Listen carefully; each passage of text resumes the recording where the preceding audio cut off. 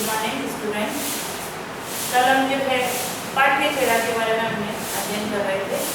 पाठ्यचर्या किसे कहते हैं? पाठ्यचर्या पाठ्यक्रम तक पहुंचने की सीढ़ी है या इकाईवार विभाजन है जो पाठ्यक्रम को पूर्ण करने में महत्वपूर्ण भूमिका निभाती है। पाठ्यक्रम को पूर्ण करने के लिए उसको छोटी छोटी इकाइयों में विभक्त किया जाता है। वह इकाइयाँ विषयवार होती हैं और विषय के अंदर हम जो अध्ययन करते हैं वो जो इकाई कहलाएगी और उन इकाइयों का समग्र रूप जो है पाठ्यक्रम कहलाता है। आज हम जो है पाठ्यचर्या और पाठ्यक्रम में अंतर कि क्या अंतर है। पाठ्यक्रम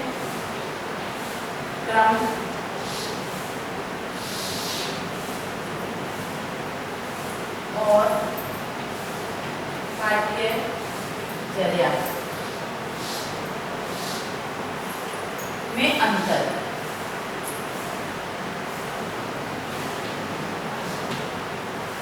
पाठ्यक्रम जो है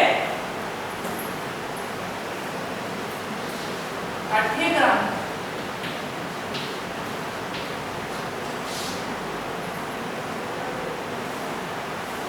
का अर्थ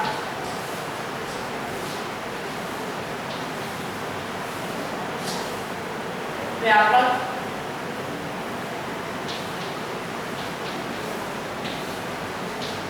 होता है। पाठ्यचर्या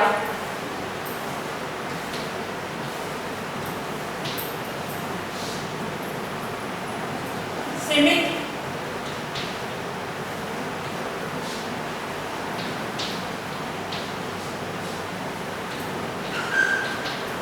होती है।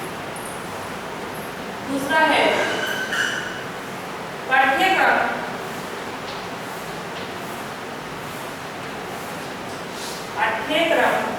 में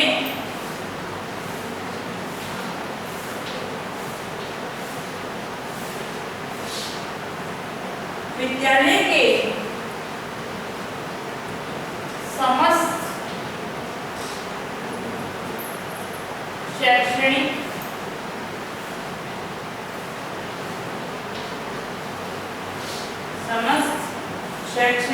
एवं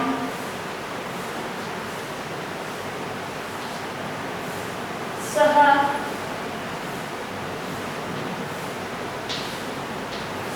शैक्षणिक कार्य आते हैं। जबकि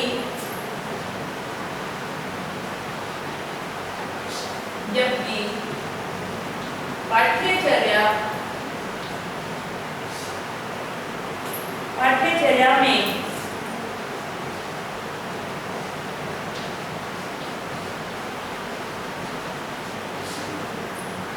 शैक्षिक विषयों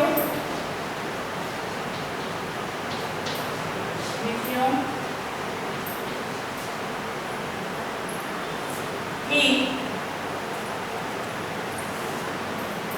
शैक्षिक विषयों की सामग्री को सम्मिलित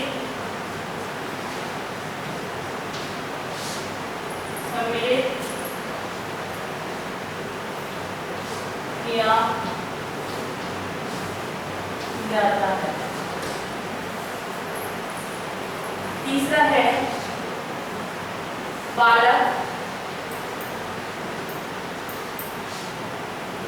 बालक के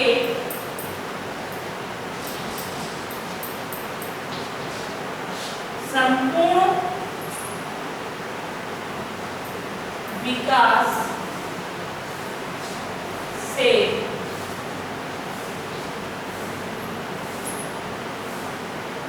संबंधित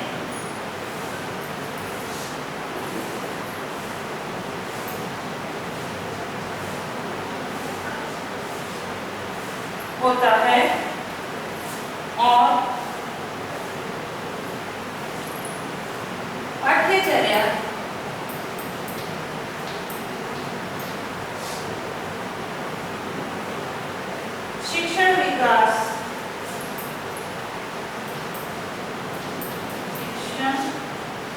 विकास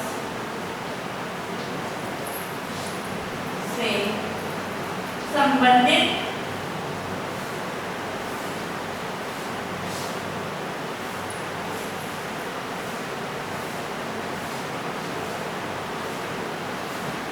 होती है। देखिए, पाठ्यचर्या और पाठ्यक्रम में जो अंतर है, अंतर को डिफाइन किया गया है कि पाठ्यक्रम जो होता है वो व्यापक होता है। क्यों? उसके अंदर पाठ्य सहगामी क्रियाएं और शैक्षिक क्रियाएं दोनों का सम्मिलित रूप होता है और उसको उसके अंदर संपन्न करना होता है। जबकि पाठ्यचर्या जो होती है वो बालक के विषय संबंधी ज्ञान को बढ़ाती है, एक इकाई के ज्ञान को विकसित करने में सहायक होती है। इसलिए उसका क्षेत्र क्या होता है? सीमित होता है। और पाठ्यक्रम का विस्तृत होता है, जिसमें पाठ्य सहगामी और पाठ्येतर क्रियाएं दोनों को सामूहिक रूप से संपन्न कराया जाता है। ठीक है। इसके बाद है दूसरा, पाठ्यक्रम में विद्यालय के समस्त शैक्षणिक और शैक्षणिक विषयों को लिया जाता है। ठीक है।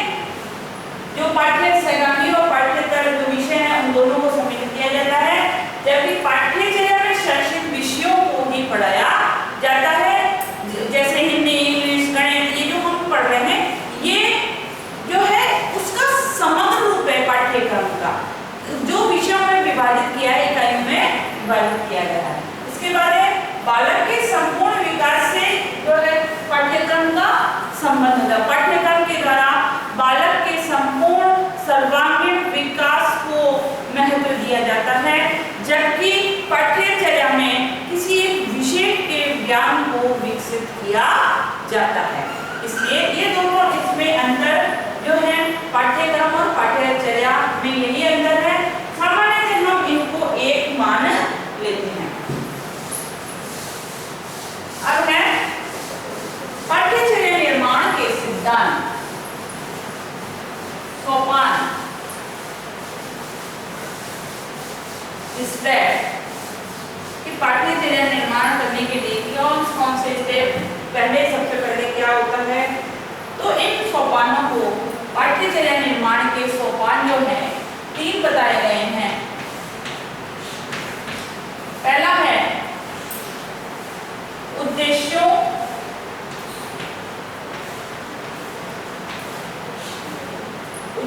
का निर्धारण,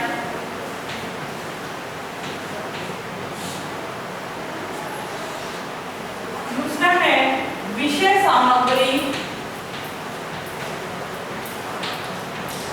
विषय सामग्री का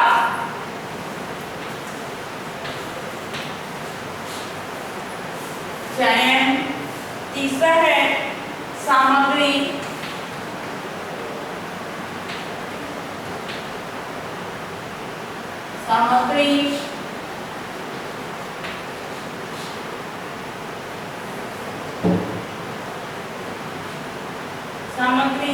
चयन के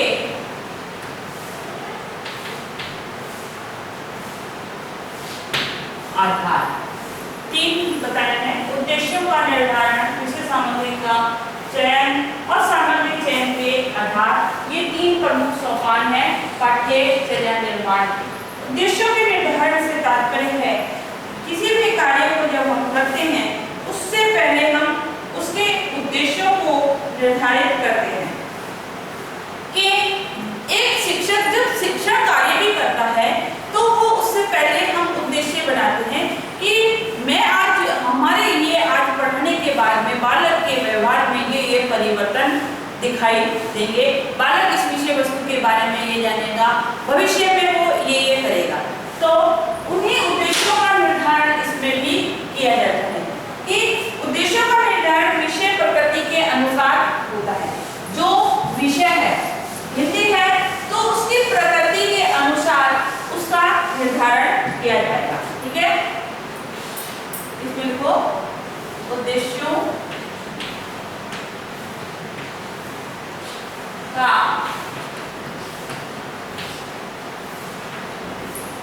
निर्धारण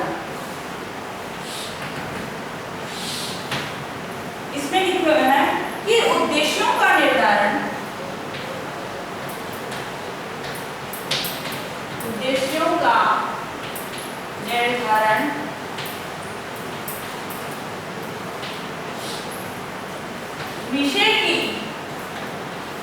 विषय की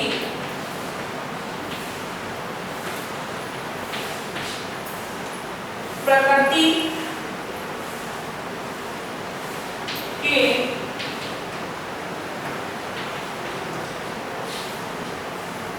अनुसार अलग अलग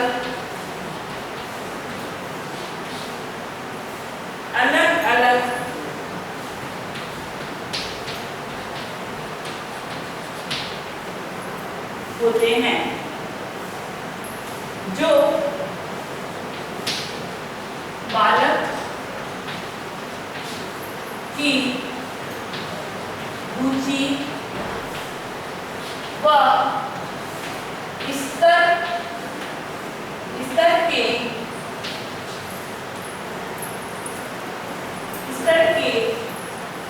आधार पर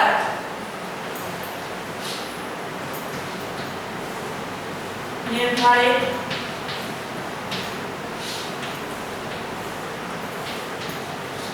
किए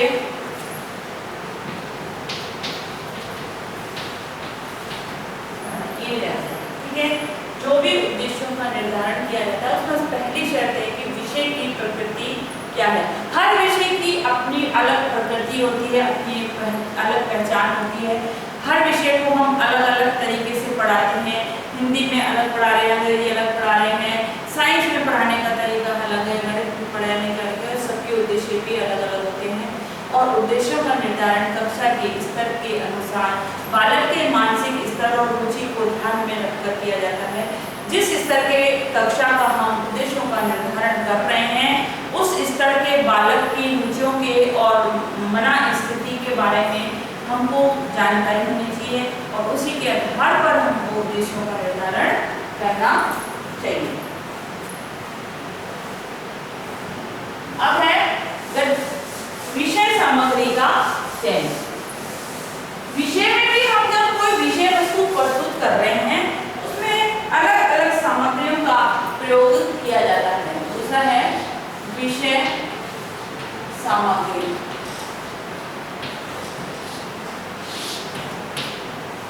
तो विषय सामग्री जो है हर विषय में हर विषय वस्तु को प्रस्तुत करने की जो है विषय वस्तु के अनुसार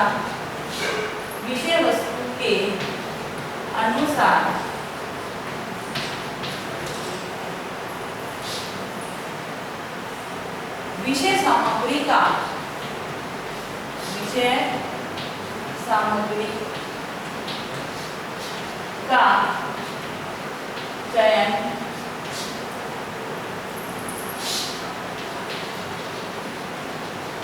किया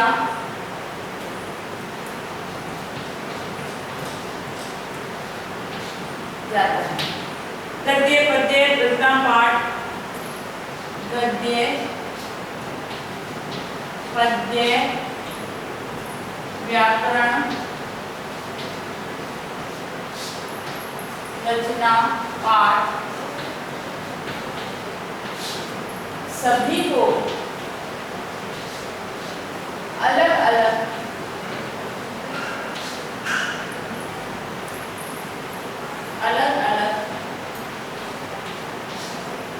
तरीके से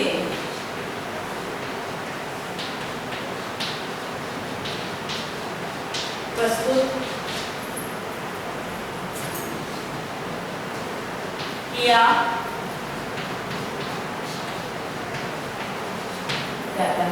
कि जो भी विषय वस्तु है, गद्य पढ़ाने का तरीका अलग है, सूचन विधि अलग है। पद्य पढ़ा रहे तो उसमें आरोह अवरोह लय ताल भाव इत्यादि होनी चाहिए। व्याकरण में आगमन निगमन विधि के माध्यम से विषय वस्तु को प्रस्तुत किया जाता है। रचना पाठ है तो रचना पाठ में भी है आगमन निगमन विधि के द्वारा कि बालक को क्रिएटिव टॉपिक देकर उस विषय वस्तु से संबंधित रचना पाठ दिया जाता है। इस प्रकार से हर विषय वस्तु को प्रस्तुत करने का तरीका अलग होता है और उसी के आधार पर विषय सामग्री का चयन किया जाता है। तीसरा है सामग्री चयन के आधार। अब सामग्री चयन के आधार में विषय को और रुचि को ध्यान में रखा जाता है और उसी के आधार पर सारा स्टडी मटेरियल उसमें सम्मिलित किया जाता है। ये जो है 3 सोपान जो है पाठ्यचर्या के सोपान बताए हैं और उसी के आधार पर पाठ्यचर्या का निर्धारण किया जाता है। अब है महत्व। पाठ्यचर्या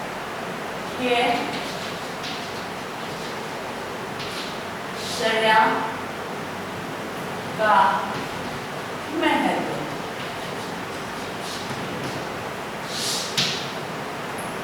महत्व जो है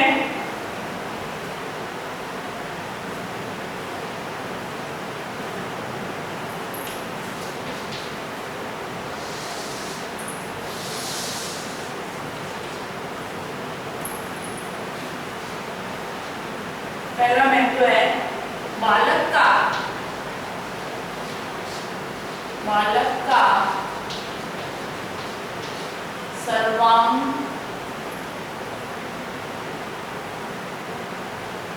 सर्वांगीण विकास। दूसरा है सभ्यता और संस्कृति का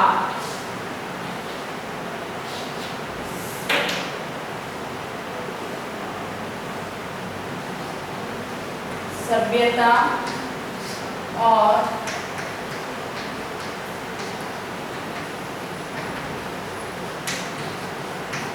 संस्कृति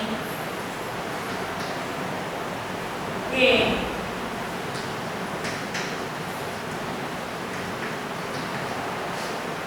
विकास में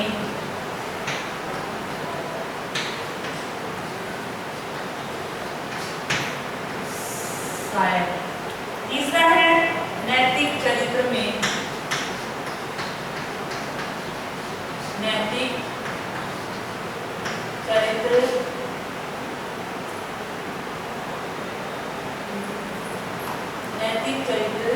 विकास में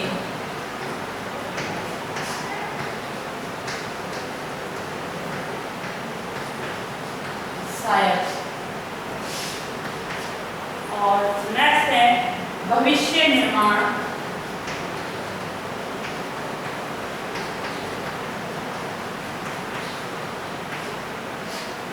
भविष्य निर्माण में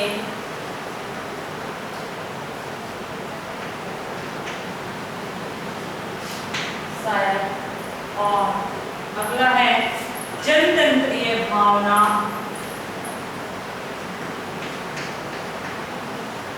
जनतंत्रीय भावना के विकास में सहायक। जनतंत्रीय भावना के विकास में सहायक। एक पाठ्यचर्या का जो बालक के व्यक्तित्व के निर्माण में क्या योगदान होता है जिससे बालक का सर्वांगीण विकास हो सके, उसमें पहला है बालक का सर्वांगीण विकास। शिक्षा का उद्देश्य बालक का सर्वांगीण विकास माना गया। ठीक है, सर्वांगीण विकास में बालक का शैक्षिक, सामाजिक, आर्थिक, नैतिक, सभी धार्मिक सभी चीज को सम्मिलित किया जाता है और उसी के द्वारा यदि बालक के अंदर शिक्षा के द्वारा इन सब गुणों को विकसित किया जा सकता है तो एक बालक समाज और राष्ट्र के लिए सुनागरिक बनने के लिए तैयार हो जाता है। क्योंकि शिक्षा एक ऐसा माध्यम है जो बालक को ज्ञानवान बनाता है, सुनागरिक बनने के लिए योग्य बनाता है, समाज में एक स्थान प्राप्त कराता है, उसके शैक्षिक मूल्यों के माध्यम से भविष्य में उसके जीविकोपार्जन के साधन का के लिए रोजगार उपलब्ध कराता है, जिससे वो समाज में एक प्रतिष्ठित व्यक्ति के रूप में निखर के उभर आते हैं। ठीक है, तो जो पाठ्यचर्या का पहला महत्व है बालक का सर्वांगीण विकास। और जब हम विषयों का विभाजन करके बालक को इकाइयों के रूप में ज्ञान प्रस्तुत करते हैं, तो उस ज्ञान का एकमात्र उद्देश्य ये होता है कि बालक के अंदर सभी गुणों को विकसित किया जा सके, जिससे जब वो शिक्षा ग्रहण करने के बाद में एक नागरिक के रूप में अपनी पहचान बनाएगा, तो एक सुनागरिक बनेगा और एक सुनागरिक देश के विकास में अपना महत्वपूर्ण योगदान प्रदान करता है। दूसरा है सभ्यता और संस्कृति के विकास में हमारे जो विषयवार विभाजन है, हम उसके अंदर हिंदी भी पढ़ रहे हैं, गणित भी पढ़ रहे हैं, सामाजिक भी पढ़ रहे हैं, एसएस भी पढ़ रहे हैं, राजनीति भी पढ़ रहे हैं, तो वो विभाजन क्यों किया गया है? उसका प्रमुख उद्देश्य ये है कि बालक को सभी विषयों, सभी क्षेत्रों का ज्ञान प्रदान हो, वो अपनी सभ्यता संस्कृति के बारे में जाने, उन सभ्यता संस्कृति का वो अनुसरण करे। हमारे पूर्वजों का जीवन कैसा था, वो कैसे जीवन यापन करते थे, किन किन चीज़ों को वो महत्व देते थे, हमें भी उनमें से किन गुणों को अनुसरण करना चाहिए। आज हम आर्थिक युग में जी रहे हैं, पाश्चात्य संस्कृति के प्रभाव से इतने प्रभावित हो गए हैं कि हम अपनी धर्म, संस्कृति इत्यादि को भूलते जा रहे हैं। और उसका एक नुकसान है कि आज देश में जो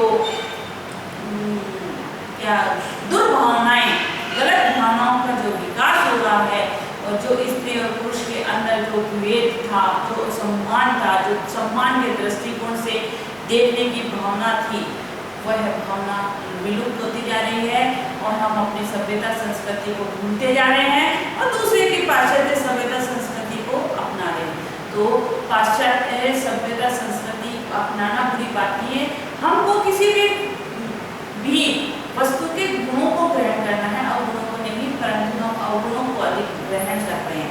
हमारी संस्कृति और सभ्यता की पहचान हमको जो है अध्ययन के माध्यम से मिलती है और वो विषयवार विभाजनों से ही हम प्राप्त करते हैं।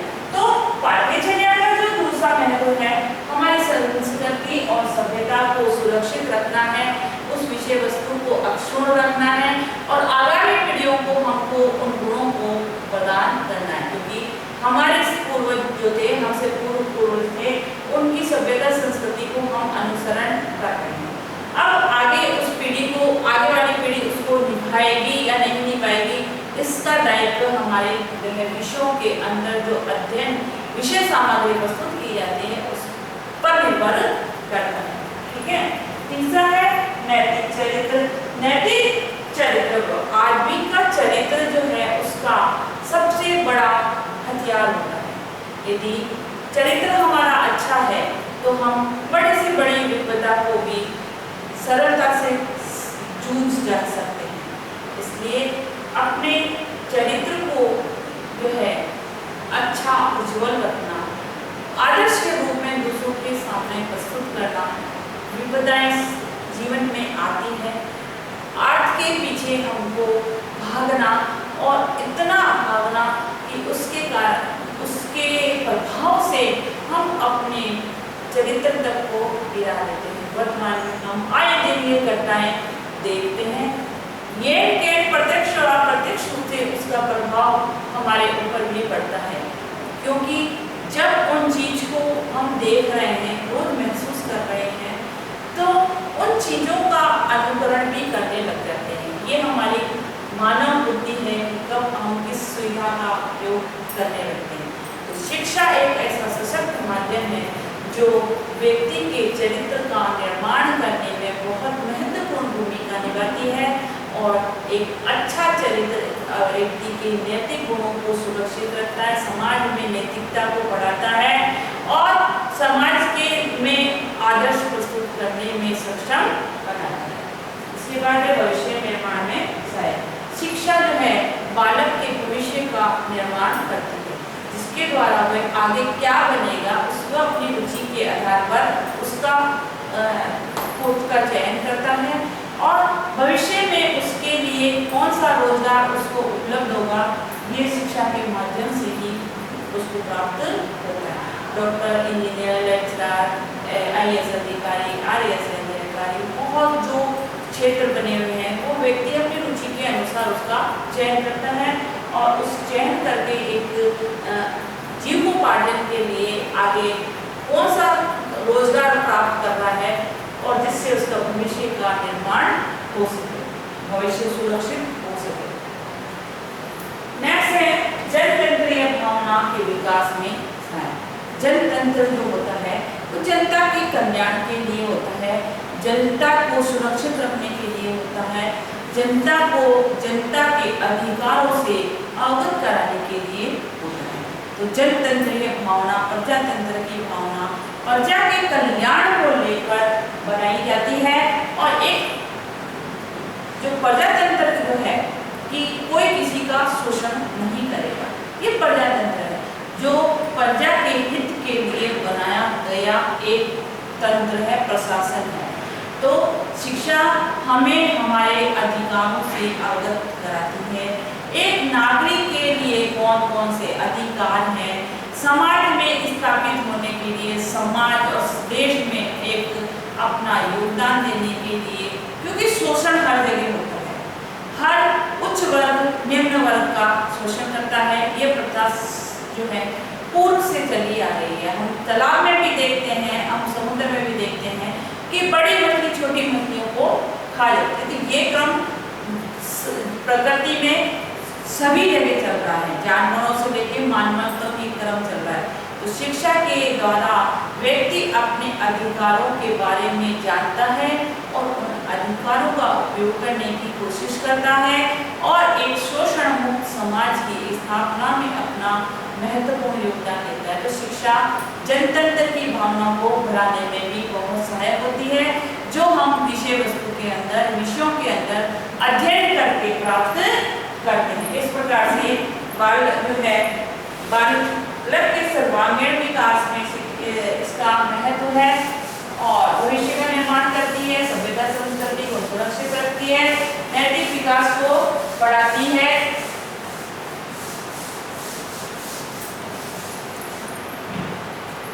इसमें लिखो, पहले में लिखो बालक के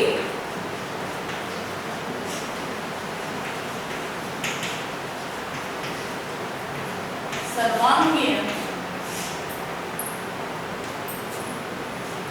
विकास में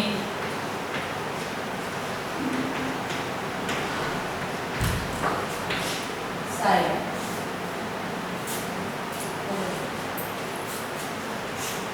इसमें लिखो शिक्षा के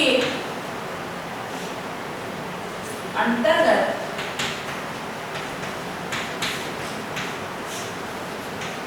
बालक के सर्वांगीण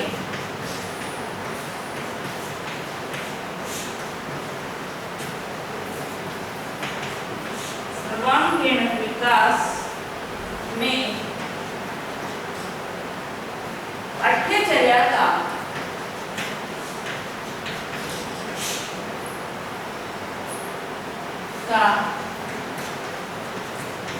अपना महत्व है। बालक का बौद्धिक, सामाजिक, नैतिक, आर्थिक विकास शिक्षा के द्वारा ही संभव है। ठीक है, इस प्रकार से बालक के सर्वांगीण विकास में पाठ्यचर्या का महत्व माना गया। आज का आपका कार्य है पाठ्यचर्या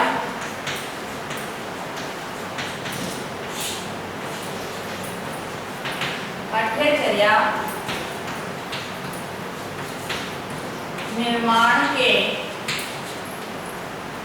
सोपान व महत्व बताइए। साथ ही घर पे रहिए, सुरक्षित रहिए, घर से बाहर मास्क लगाकर ही निकलें।